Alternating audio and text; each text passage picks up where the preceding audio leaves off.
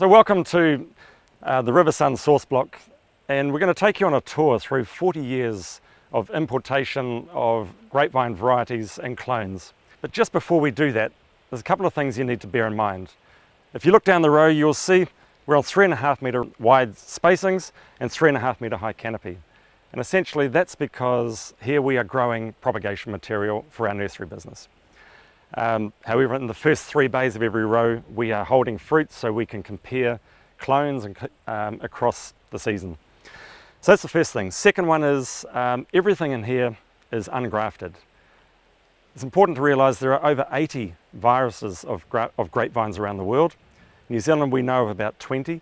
Every time you introduce a virus into a clone, there is a chance of significantly or subtly changing the clonal properties. So to avoid that risk, everything in here is not grafted. And the third point is that they're growing on classical Gisborne alluvial soils, very deep and very fertile. We're talking 10 metres of pure silt. So if you bear all those things in mind, and the last one is we are in organics transition, so a lot of copper sulphur sprays and biologicals, seaweed products. So if you see any deposits on the berries, that explains it. The first one we're going to look at here is Pinot Noir Clone 5, one of a handful of clones imported by Bill Irwin, the founder of Matafero Wines, right here in Gisborne back in the 1970s. At the time he introduced Pinot Noirs Clone 4, 5, 6, 13 and 22. Of all of those, this clone has really done the distance and is still in widespread use today. So Nick, tell us what you're seeing here in terms of bunch architecture, flavours on Clone 5. Well, Clone 5 is a selection from France, Pommard, by Dr. Harold Omar. It's been around a number of years, as Jeff says, and again, those early imports, it's the one that's planted the most around New Zealand. So quite a high proportion of Clone 5 around in the New Zealand vineyard, and it's a very important blending component to many of our top Pinot Noirs in New Zealand.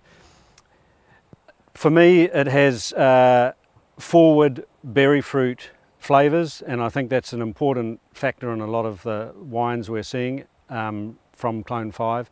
And each year you can follow that berry fruit flavour that comes through on the palate, and I think that's an important thing. The fruit on the vine, quite big bunches. In my opinion, you know, often the skin's quite thin and it can be susceptible to botrytis.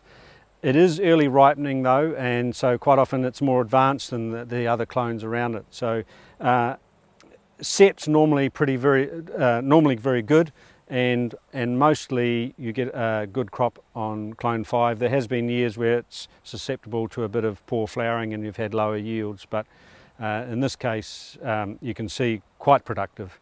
All of the vines that you're going to see over this tour through 40 years of importation are basically untouched. So we're deliberately trying to show their production potential rather than trying to grow fruit for making a wine. So just bear that in mind as we move on. So let's now head across the next row to Pinot Noir Clone 114, the first of the Ontave imports.